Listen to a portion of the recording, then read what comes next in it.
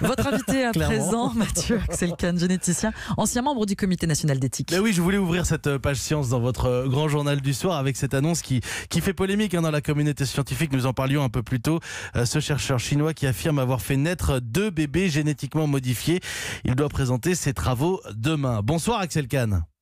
Bonsoir. Merci d'être avec nous sur Europe 1 ce soir. Alors, ce scientifique chinois dont nous parlions il y a quelques instants, qui affirme avoir réussi à faire naître des bébés OGM, des bébés génétiquement modifiés.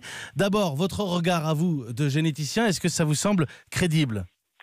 Oui, c'est certainement crédible, mais ça n'est pas encore sûr, vu qu'il n'a pas apporté les preuves scientifiques et qu'il s'agit d'une annonce tout à fait inusitée par voie de YouTube et non pas un article scientifique comme habituellement. Cela étant dit, c'est plausible. C'est plausible, ça paraît possible. Pourquoi ? On parle de cette méthode, sans rentrer dans le détail, de CRISPR-Cas9. C'est un copier-coller génétique, c'est ça ? Pour faire simple. Non, c'est ce que l'on appelle des systèmes d'édition de précision des génomes de l'ADN. Jusqu'à présent, ce que l'on savait faire, c'est rajouter des bouts de gènes. Les OGM, c'était en réalité des organismes transgéniques auxquels on avait rajouté des gènes. Avec le système CRISPR-Cas9, on arrive à réécrire véritablement des portions de génome. Et donc, c'est ce qui a été fait ici. Et en l'occurrence, il n'a pas vraiment réécrit, il a inactivé un bout de génome afin de faire cesser la synthèse d'une protéine qui est indispensable à l'infection des cellules par le virus VIH. Voilà, pour revenir sur cette affaire, lui précise qu'il a permis la naissance de bébés qui ne pourraient pas être impactés par le virus du sida. Axel Kahn, si on répond à la question est-ce que c'est possible, avec vous on essaye d'aller un petit peu plus loin et j'ai pu lire cette tribune que vous avez postée sur Facebook. Est-ce que c'est souhaitable ? Alors, c'est une folie de toute façon.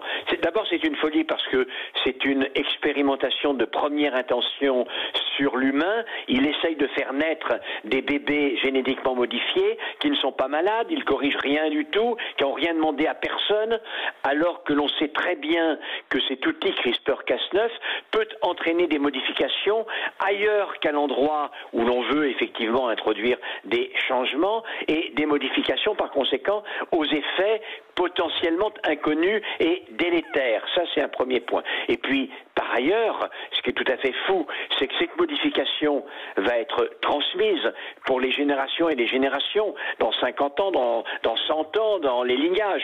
Or, personne ne sait si dans 50 ans, dans 100 ans, on sera menacé par l'infection par VIH. Des progrès tout à fait importants ont été faits. C'est-à-dire qu'il a l'impression de préparer l'humain à un environnement futur dont il ne connaît rien.